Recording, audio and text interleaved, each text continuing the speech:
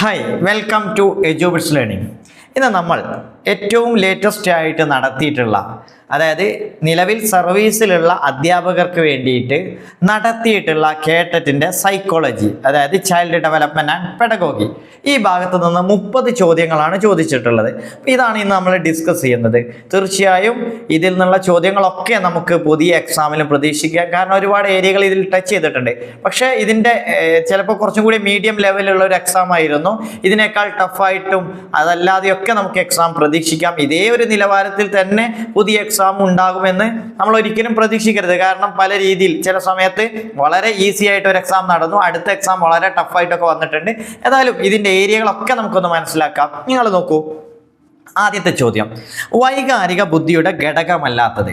വൈകാരിക ബുദ്ധി എന്ന് പറഞ്ഞാൽ ഇമോഷണൽ ഇൻ്റലിജൻസ്, അതിൻ്റെ ഒരു ഫാക്ടർ അല്ലെങ്കിൽ കോമ്പണൻ്റ് അല്ലാത്തത് ഏതാണ്? നോക്കൂ, ഫിസിക്കൽ വൈഗർ, അതായത് ശാരീരിക വീര്യം, അതുപോലെ തന്നെ empathy, self regulation, self awareness. അപ്പോൾ സഹാനുഭൂതി, നമുക്കറിയാം സഹാനുഭൂതി ഇതിൻ്റെ ഒരു ഭാഗമാണ്. ആത്മനിയന്ത്രണം, സെൽഫ് റെഗുലേഷൻ, അതും എമോഷണൽ ഇൻ്റലിജൻസിൻ്റെ ഭാഗമാണ്. ആത്മാവബോധം, സെൽഫ് അവയർനെസ്. അപ്പോൾ ഇത് മൂന്നും അതിൻ്റെ ഭാഗമാണ്. അതുകൊണ്ട് തന്നെ ഇവിടുത്തെ answer option A is the correct answer. നമുക്കറിയാം ഈ സെൽഫ് റെഗുലേഷനും അതുപോലെ സെൽഫ് അവയർനെസ്സും ഒക്കെ ഒരു വ്യക്തിയുടെ പേഴ്സണലായ കാര്യങ്ങളാണ്, അല്ലേ? പേഴ്സണലായിട്ടുള്ള ഇമോഷണൽ ഇൻ്റലിജൻസിൻ്റെ ഒരു ഭാഗമാണ്. അതേസമയത്ത് എംപതി എന്ന് പറഞ്ഞാൽ അതൊരു സോഷ്യൽ ആസ്പെക്റ്റ് ആണ്. ഇമോഷണൽ ഇൻ്റലിജൻസിൻ്റെ കോമ്പണൻ്റ് തന്നെയാണ്, പക്ഷെ അതൊരു സോഷ്യൽ ആസ്പെക്റ്റ് ആണെന്ന് നമുക്ക് മനസ്സിലാക്കാം. ഇപ്പം ഇതുപോലെ തന്നെ ഇതിൻ്റെ മറ്റു ചില എന്താ പറയുക, സോഷ്യൽ സ്കില്ല്, അല്ലേ? സോഷ്യൽ സ്കിൽ എന്നൊക്കെ പറഞ്ഞാലും നമ്മൾ മനസ്സിലാക്കേണ്ട ഇതിൻ്റെ മറ്റു കോമ്പണൻസുകളാണ്. ഇനി നോക്കൂ, ആദ്യ ബാല്യകാലത്ത്, അതായത് ഏർലി ചൈൽഡ്ഹുഡ് പീരീഡിൽ ആശയങ്ങൾ പ്രധാനമായും രൂപീകൃതമാകുന്നത്, കൺസെപ്റ്റ്സ് ആർ മോസ്റ്റ്ലി ഫോംഡ്. എങ്ങനെയാണ് കൺസെപ്റ്റുകൾ രൂപീകരിക്കപ്പെടുന്നത്? കോൺക്രീറ്റ് എക്സ്പീരിയൻസസ് ആൻഡ് ഒബ്സർവേഷൻ, മൂർത്തമായ അനുഭവങ്ങളും നിരീക്ഷണങ്ങളും വഴിയാണോ? അബ്സ്ട്രാക്റ്റ് സിംബൽസ്, നമ്മൾ അമൂർത്തമായ ചിഹ്നങ്ങളാണോ കൺസെപ്റ്റ് രൂപീകരിക്കാൻ സഹായിക്കുന്നത്? അല്ലെങ്കിൽ ട്രയൽ ആൻഡ് എറർ, അല്ലേ? ശ്രമപരാജയ സിദ്ധാന്തത്തിലൂടെയാണോ? അത് സിദ്ധാന്തമല്ല, അതിലൂടെയാണോ? വെർബൽ റീസണിങ്, വാചിക യുക്തി ചിന്തയിലൂടെയാണോ?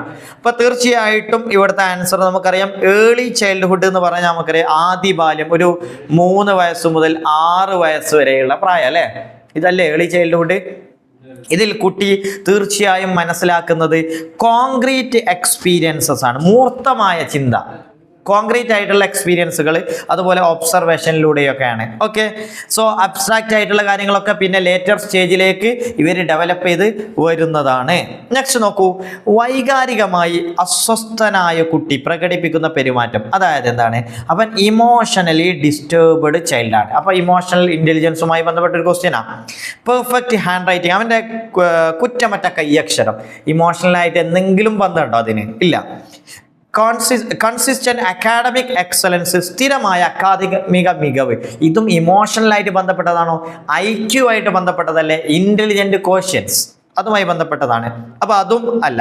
പിന്നെ സ്റ്റേബിൾ ആൻഡ് കാം ബിഹേവിയർ, സ്ഥിരമായ ശാന്തമായ പെരുമാറ്റമാണോ ഇമോഷണലി ഡിസ്റ്റർബ്ഡ് ആകുമ്പോൾ ഉണ്ടാവുക? അല്ല. സ്വാഭാവികമായിട്ട് answer frequent mood swings and social withdrawal, ഇടയ്ക്കിടെയുള്ള മാനസികാവസ്ഥയിലെ ഏറ്റക്കുറച്ചിലുകളും സാമൂഹികമായ അകൽച്ചയും. ഇതാണ് ആൻസർ വരിക. ഓക്കെ, നെക്സ്റ്റ് ക്വസ്റ്റ്യൻ നോക്കൂ, ഹവാർഡ് ഗാർഡനറുടെ ബഹുമുഖ ബുദ്ധി സിദ്ധാന്തത്തിൽ പെടാത്തത്.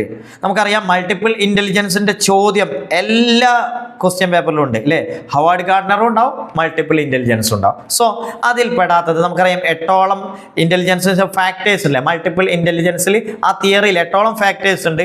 അതിൽ ലോജിക്കൽ, മാത്തമാറ്റിക്കൽ ഉണ്ടല്ലോ, നാച്ചുറലിസ്റ്റ് ഇൻ്റലിജൻസ്, അല്ലേ? നാച്ചുറൽ, പ്രകൃതിപരമായിട്ടുള്ള ബുദ്ധി. അപ്പോൾ അതുകൊണ്ട് വിഷ്വൽ സ്പേഷ്യൽ ഇൻ്റലിജൻസ് അതുമുണ്ട്. സോ ഏതായിരിക്കും ഉത്തരമായി വരുന്നത്? ഓപ്ഷൻ ഡി, ഇമോഷണൽ ഇൻ്റലിജൻസ്, അതല്ലെങ്കിൽ വൈകാരിക ബുദ്ധി. അടുത്ത ക്വസ്റ്റ്യൻ നോക്കൂ, ഗാഗ്നയുടെ പഠന ശ്രേണിയിൽ ഏറ്റവും അടിസ്ഥാനപരമായ പഠനം ഏതാണ്? ഹൈറാർക്കി ഓഫ് ലേണിംഗ് ഇടക്കിടക്ക് ചോദിക്കാറുണ്ട് ഗാഗ്നയുടെ. അത് ഏറ്റവും അടിസ്ഥാനം, അതുപോലെ ഏറ്റവും ടോപ്പിലുള്ളത്. അപ്പോൾ ചോദ്യം അടിസ്ഥാനപരമാണ്. ഏതാണ്? Chain learning, stimulus response learning, signal learning, problem solving learning. ഏതാണ് ഉത്തരം? സിഗ്നൽ ലേണിംഗ്, സംജ്ഞാപഠനം, അതല്ലെങ്കിൽ സിഗ്നൽ ലേണിംഗ്. ഇതിൽ ഏറ്റവും ഹയസ്റ്റ് ആയിട്ട് വരുന്നതാണ് പ്രോബ്ലം സോൾവിംഗ്. ഇത് ഹയസ്റ്റ് ആണ് കേട്ടോ, ഹയസ്റ്റ്. Okay, clear? ഇതാണ്. നെക്സ്റ്റ് ക്വസ്റ്റ്യൻ നോക്കൂ.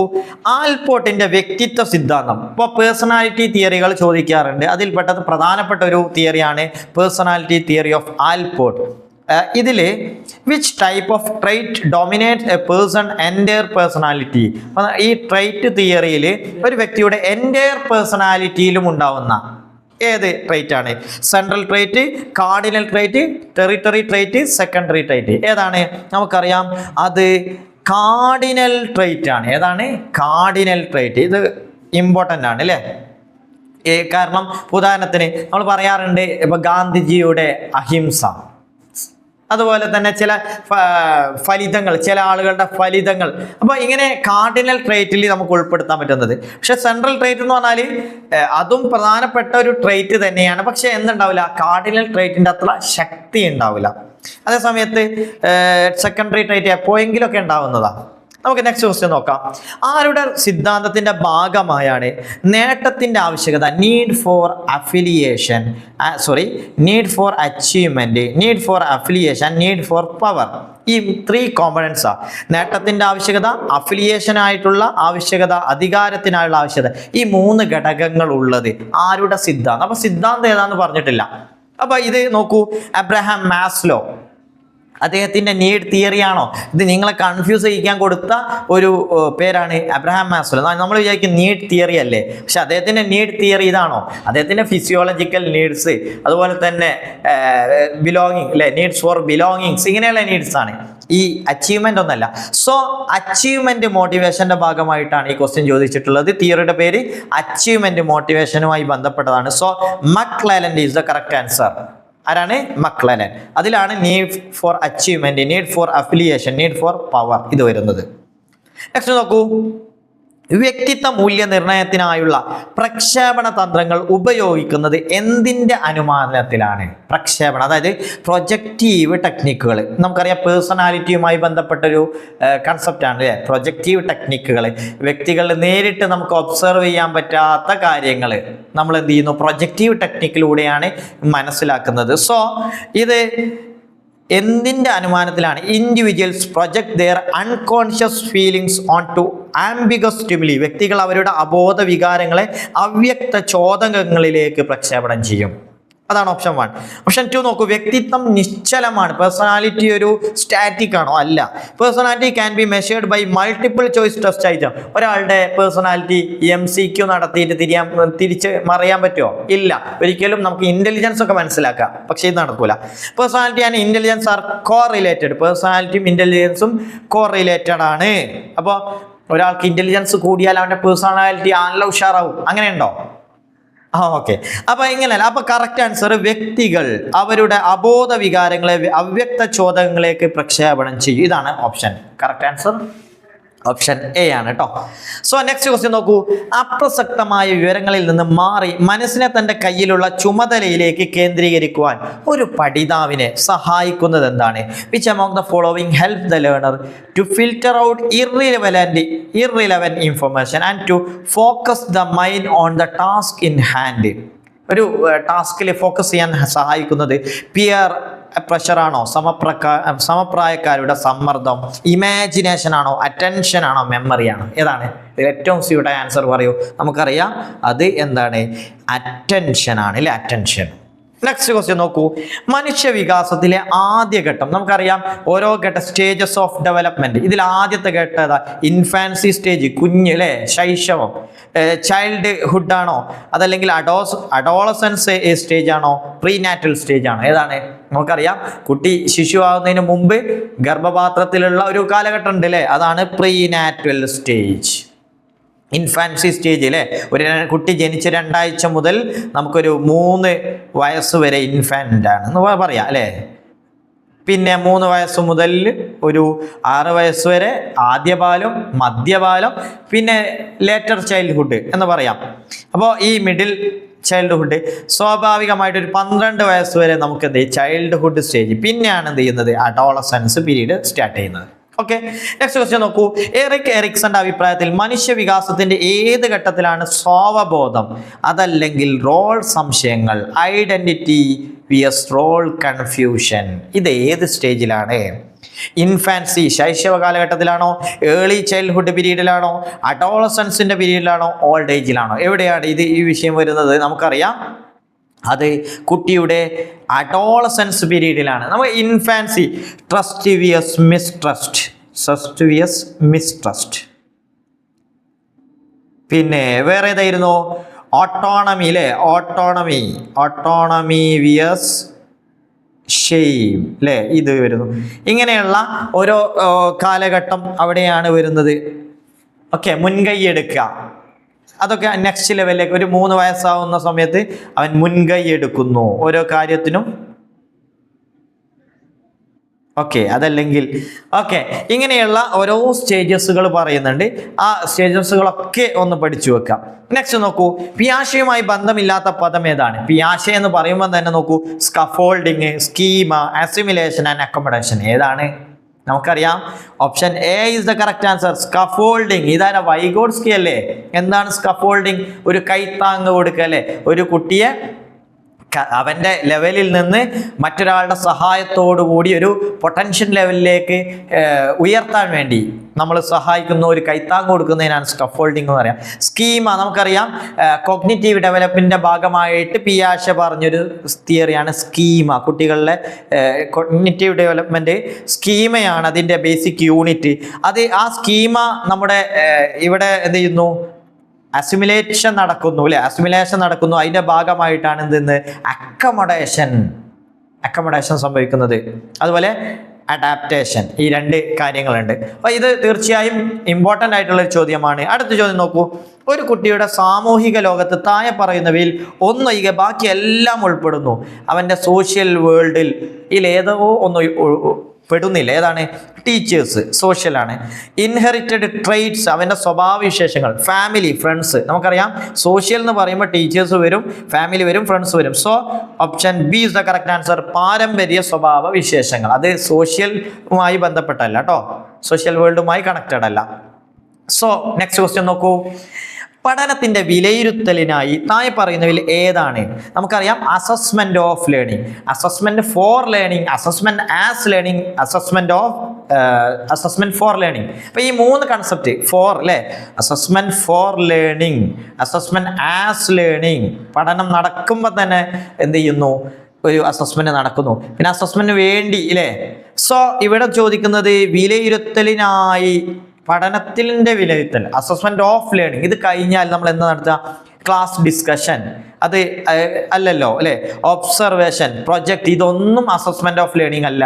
പിന്നെ യൂണിറ്റ് ടെസ്റ്റ്, നമ്മളൊരു യൂണിറ്റ് കഴിഞ്ഞാൽ ഒരു യൂണിറ്റ് ടെസ്റ്റ് നടക്കുകയാണെങ്കിൽ അത് അസസ്മെന്റ് ഓഫ് ലേണിംഗ് ആണ്. ഓക്കെ, നെക്സ്റ്റ് നോക്കൂ, മനുഷ്യാവകാശങ്ങൾ ചൂണ്ടിക്കാട്ടി അന്യായമായൊരു നിയമം അനുസരിക്കുവാൻ ഒരാൾ വിസമ്മതിക്കുകയാണെങ്കിൽ കോൾബർഗിന്റെ അഭിപ്രായത്തിൽ അദ്ദേഹം ഉൾപ്പെടുന്നത്. നമുക്കറിയാം കോൾബർഗിന്റെ നൈതിക വികാസം അല്ലേ, അദ്ദേഹത്തിന്റെ മോറൽ ഡെവലപ്മെന്റിന്റെ പ്രധാനപ്പെട്ട 3 സ്റ്റേജുകളാണ്. ഒന്ന് പ്രീ കൺവെൻഷണൽ സ്റ്റേജ്, അതുപോലെ തന്നെ conventional level, post conventional level. ഇതിൽ ഒരു മനുഷ്യാവകാശത്തിന്റെ പ്രശ്നവുമായി ബന്ധപ്പെട്ട് ഒരു നിയമം ഒരാളെ വിസമ്മതിക്കാതെ ചെയ്യാൻ, ചില നിയമങ്ങൾ എന്ത് ചെയ്യുന്നു? ചെയ്യാതിരിക്കും. ഇവിടെ അവൻ നോക്കുന്നത് സമൂഹ മനസാക്ഷിയുമായി ബന്ധപ്പെട്ട കാര്യങ്ങളാണ്. അപ്പൊ അവിടെ നിയമങ്ങൾ തെറ്റാണെങ്കിൽ ആ നിയമത്തെ അനുസരിക്കാതിരിക്കും. അതിന് പറയുന്നത് അത് ഏത് ലെവലിലാണ്? നമുക്കറിയാം അത് പോസ്റ്റ് കൺവെൻഷണൽ ലെവലാണ് അല്ലേ.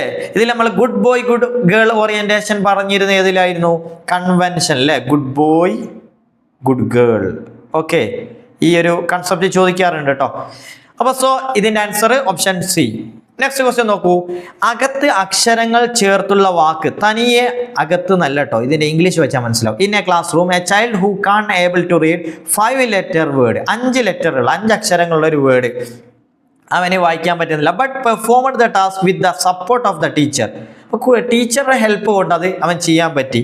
അപ്പോൾ വൈഗോട്സ്കിയുടെ ഏത് കൺസെപ്റ്റാണ് ഇവിടെ പറഞ്ഞത്? Scaffolding, creative thinking, assimilation, equilibration. ഏതാണ്? നമുക്കറിയാം ഈ സന്തുലീകരണവും സാംശീകരണവും ഇതൊക്കെ പിയാഷയുടെ കൺസെപ്റ്റാണ്. ഇവിടെ വൈഗോട്സ്കിയുടെ കൺസെപ്റ്റ് ഏതാണ്? സ്കഫോൾഡിങ് ആണ്. നമ്മൾ നേരത്തെ പറഞ്ഞു, അത് സെയിം റിപ്പീറ്റ് ചെയ്തു. ഓക്കെ, നെക്സ്റ്റ് ക്വസ്റ്റ്യൻ നോക്കൂ, ഗിൽഫോർഡിന്റെ ത്രിമാന ബുദ്ധി മാതൃകയിലെ, അതായത് അദ്ദേഹത്തിന്റെ സ്ട്രക്ചർ ഓഫ് ഇന്റലക്ട് മോഡൽ നമ്മൾ പഠിച്ചിട്ടില്ലേ, ഇതില് ഉൽപ്പന്നങ്ങളിൽ പെടാത്തത്, അതായത് പ്രൊഡക്റ്റ്. നമുക്കറിയാം ഈ സ്ട്രക്ചർ ഓഫ് ഇന്റലക്ച്വൽ എന്തൊക്കെ ഉണ്ട്? കോണ്ടന്റ് ഉണ്ട്, അതുപോലെ തന്നെ ഓപ്പറേഷൻ ഉണ്ട്, പിന്നെ എന്തുണ്ട്? പ്രൊഡക്റ്റ് ഉണ്ട്. ഈ 3 രീതിയിലാണ് അല്ലേ? ഇത് നമ്മൾ നേരത്തെ വീഡിയോയിലൊക്കെ പറഞ്ഞതാ. ഇതിൽ ഈ പ്രൊഡക്റ്റിൽ പെടാത്തതാണ്. നമുക്കറിയാം റിലേഷൻസ് അല്ലേ? റിലേഷൻസ് അതിൽ പെടും, സിസ്റ്റം പെടും, ഇംപ്ലിക്കേഷൻ പെടും, പിന്നെ ഏതാ പെടാത്തത്? ഇവാലുവേഷൻ പെടുന്നില്ല. സോ വിലയിരുത്തൽ is the correct answer. Next question നോക്കൂ. താഴെ കൊടുത്തിരിക്കുന്നതിൽ വെച്ച് ക്ലാസ് മുറിയിലെ ലിംഗവിവേചനവുമായി ബന്ധപ്പെട്ട ശരിയായ പ്രസ്താവന ഏത്? അതായത് ക്ലാസ് ലിംഗവിവേചനം, അതായത് എന്ത് പറയുന്നു? Which among the following statement is true about gender bias? Gender bias ക്ലാസ്സിലുണ്ട്. അതിനെക്കുറിച്ചുള്ള 2 കാര്യങ്ങൾ. Teacher asking more complex questions to boys than girls. ക്ലാസ്സിൽ കുറച്ച് ടഫായ ക്വസ്റ്റ്യൻസ് ആണ് ബോയ്സിനോട് ചോദിക്കുന്നത്. അവരുടെ അവിടെ ഈ കുട്ടികൾക്കാണ് നന്നായിട്ട് ചിന്തിക്കാൻ പറ്റുക, അവരുടെ ഇൻ്റലിജൻസ് ആണ് പെൺകുട്ടികളെക്കാൾ കൂടുതൽ എന്ന് അധ്യാപകൻ വിചാരിക്കുന്നില്ലേ? സ്വാഭാവികമായിട്ട് കോംപ്ലക്സ് ക്വസ്റ്റ്യൻസ് പെൺകുട്ടികളോട് ചോദിക്കേണ്ട. സോ ജെൻഡർ ബയാസ് ഉണ്ട്, ശരിയാണ്. Boys were asked to take leadership. ക്ലാസിന്റെ നേതൃത്വം ഏറ്റെടുക്കാൻ ബോയ്സിനോട് പറയുന്നു. And girls were asked to decorate classroom. കുട്ടികളോട് അല്ലെ, നിങ്ങളാണ് ഭംഗിയാക്കാനൊക്കെ ഉഷാറ്, അതുകൊണ്ട് ക്ലാസ് ഒക്കെ ഭംഗിയാക്കണം. സോ ഇവിടെയും ജെൻഡർ ബയാസ് ഉണ്ട്. സോ ബോത്ത് അല്ലെ, 1ഉം 2ഉം ശരിയാണ്, അതാണ് കറക്റ്റ് ആൻസർ. നെക്സ്റ്റ് ക്വസ്റ്റ്യൻ നോക്കൂ. താഴെ കൊടുത്തിരിക്കുന്നവയിൽ പുരോഗമന വിദ്യാഭ്യാസത്തിന്റെ പ്രാധാന്യ തത്വങ്ങൾ, അതായത് പ്രിൻസിപ്പിൾ ഓഫ് പ്രോഗ്രസീവ് എഡ്യൂക്കേഷൻ അല്ലെ, പ്രോഗ്രസീവ് എഡ്യൂക്കേഷൻ തത്വങ്ങളിൽ പെടുന്നത് സ്ട്രിക്റ്റ് ഡിസിപ്ലിൻ ആയിരിക്കുമോ? അല്ല. സോ അത് പെടൂല. നെക്സ്റ്റ് നോക്കൂ. Emphasis on examination. എക്സാമിനേഷനിൽ കൂടുതൽ പ്രാധാന്യം ഉണ്ടോ? എക്സാം അതിന്റെ ഭാഗമാണെന്നേ ഉള്ളൂ. റോട്ട് ലേണിംഗ് ആൻഡ് മെമ്മറൈസേഷൻ, കാണാതെ പഠിക്കുക, അതും അതിന്റെ ഭാഗമല്ല. സോ ലേണിംഗ് ത്രൂ എക്സ്പീരിയൻസ്, അനുഭവങ്ങളിലൂടെ പഠിക്കുക, ഇതാണ് ഏറ്റവും ബെസ്റ്റ് ആയിട്ടുള്ള ആൻസർ. അത് വെച്ച് എക്സാം ഇല്ല എന്നല്ല കേട്ടോ. സോ നെക്സ്റ്റ് ക്വസ്റ്റ്യൻ നോക്കൂ. താഴെ പറയുന്നവയിൽ കൗമാര കാലഘട്ടത്തിലെ സവിശേഷത അല്ലാത്തത്. Which among the following is not a characteristics of adolescence? കൗമാരത്തിന്റെ സവിശേഷ development of secondary sexual characteristics. അതെ, കൗമാരഘട്ടത്തിൽ സെക്കൻഡറി സെക്ഷൽ ക്യാരക്ടറിസ്റ്റിക്സ് ഒക്കെ എന്ത് ചെയ്യും? ഡെവലപ്പ് ചെയ്യുന്നു. Next, shift from concrete to abstract thinking. മൂർത്തമായ ചിന്തയിൽ നിന്ന് അമൂർത്തമായ ചിന്തയിലേക്കുള്ള മാറ്റം അല്ലേ? നമ്മൾ എന്ത് ചെയ്യുന്നു? കാണുന്ന വസ്തുക്കളെ കുറിച്ച് മാത്രം ചിന്തിക്കുന്നതിന് പകരം കാണാത്ത കാര്യങ്ങളെ കുറിച്ചും ചിന്തിക്കാൻ തുടങ്ങും. സോ കറക്റ്റ് ആണ്. Emotional dependence to parents. പാരൻസിനെ എങ്ങനെ ഡിപ്പെൻഡ് ചെയ്ത് പോവോ? അല്ല, ചെറിയ പ്രായത്തിൽ ഡിപ്പെൻഡൻസ് ഉണ്ടാവും, അത് പതിയെ എന്ത് ചെയ്യുന്നു? കുറഞ്ഞു വരികയല്ലേ ചെയ്യുന്നത്. സോ ഈ ആൻസർ അതുമായി കണക്റ്റഡ് അല്ല. So this is the correct answer. ഇനി ലാസ്റ്റത്തെ നോക്കൂ.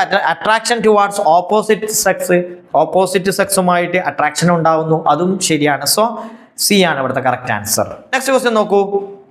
ചേരുംപടി ചേർക്കുക. Sensory motor stage, pre operational stage, concrete operational stage, formal operation stage.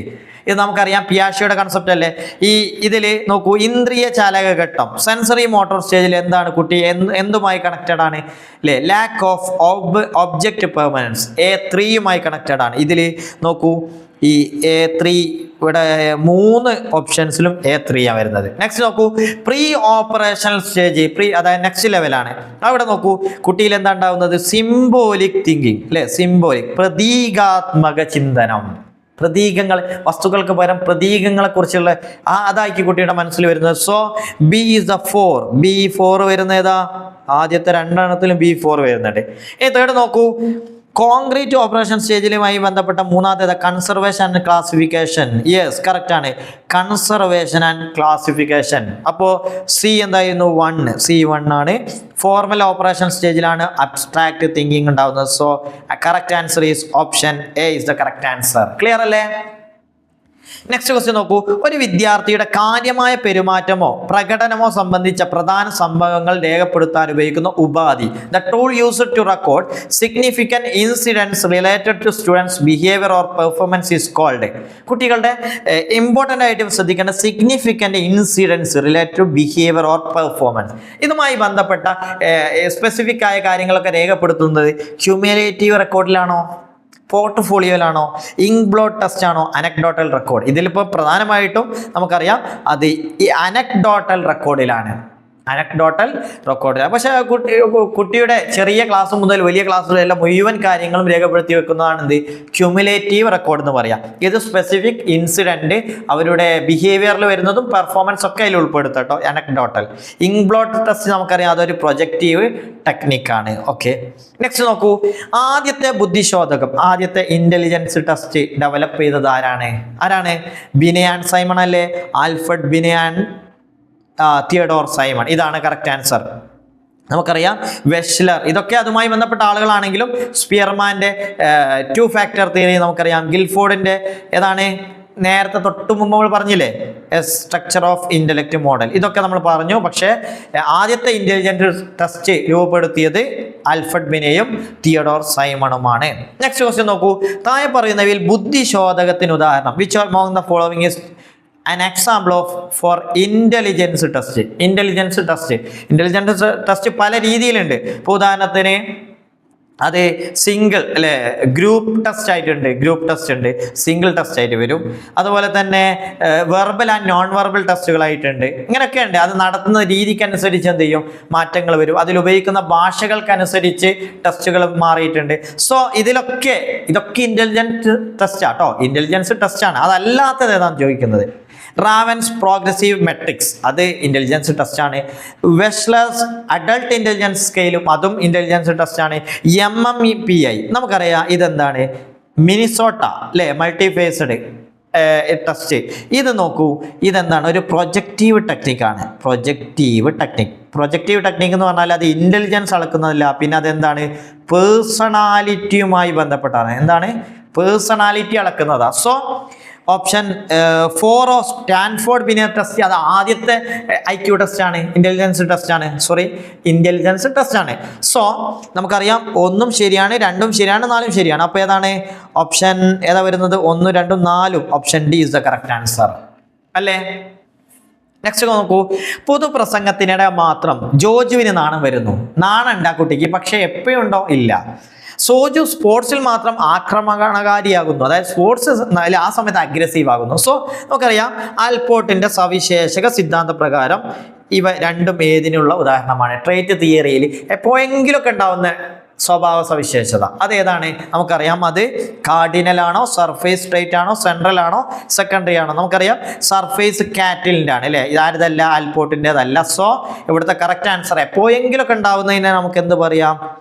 Secondary trait എന്ന് പറയാം, സെക്കൻഡറി ട്രേറ്റ്. നെക്സ്റ്റ് ക്വസ്റ്റ്യൻ നോക്കൂ. പരീക്ഷയിൽ മികവ് പുലർത്തുവാനും ഉയർന്ന മാർക്ക് നേടാനും ആഗ്രഹിക്കുന്ന ഒരു വിദ്യാർത്ഥി മക്ലലാൻഡ് ഏത് ആവശ്യകതയിൽ നയിക്കപ്പെടും? നമുക്കറിയാം മക്ലലാൻഡ് നേരത്തെ പറഞ്ഞല്ലോ 3 നീഡ്സുകൾ സെയിം റിപ്പീറ്റ് ചെയ്യാണ്. അപ്പോൾ ഇവിടെ കുട്ടിക്ക് എക്സാമിൽ ഹൈ സ്കോർ കിട്ടണം, ഇതാണ് അവൻ്റെ നീഡ്സ്. അപ്പോൾ അത് നീഡ് ഫോർ സേഫ്റ്റി ആണോ, നീഡ് ഫോർ പവർ ആണോ, നീഡ് ഫോർ അച്ചീവ്മെൻ്റ് ആണോ, നീഡ് ഫോർ അഫിലിയേഷൻ ആണോ? ഏതാണിത്?